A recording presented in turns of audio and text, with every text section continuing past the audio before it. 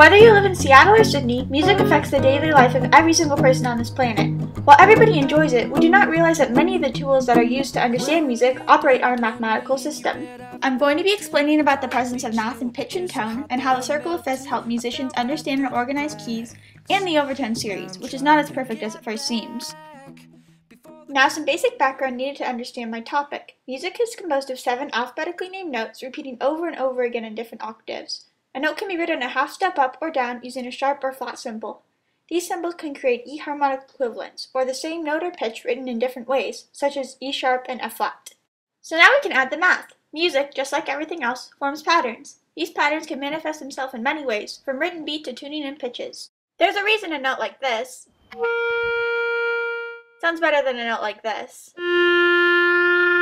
Not everyone has perfect pitch, so a tuner, using the math of sound wave frequencies, can tune for us.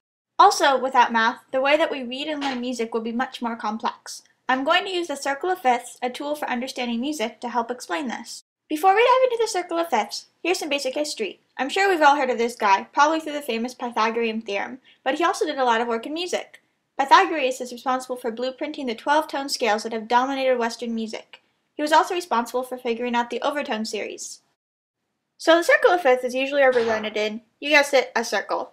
It is music theory for helping students memorize and understand the 24 major and minor keys used in music. Clockwise, the circle moves through all 12 notes of the music alphabet, going in fifths, finally returning to C. For example, a perfect fifth above C is G. You will notice at the bottom of the circle some keys have 2 spellings. These are called E harmonic notes. They sound exactly the same and are the same. Their names are only different because they're reached from different ends of the circle. Another quick thing about music and math, it can help us tune. Each octave is broken up to 1200 cents, with each note getting 100 cents and a half step getting 50. This is why we hear musicians say things like, I'm 20 cents flat. So now is the part of my presentation where I tell you to discard everything I just told you. Music can be bound to mathematics to a certain extent, but eventually nothing as human as music can be perfect.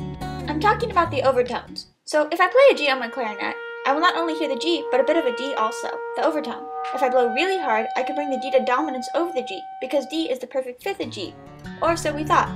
If we started a C and ascend through these so-called perfect intervals, the natural overtones, we should be able to reach another C. But we don't. We get a note slightly above C, leading to an infinite spiral of notes that go on forever and ever.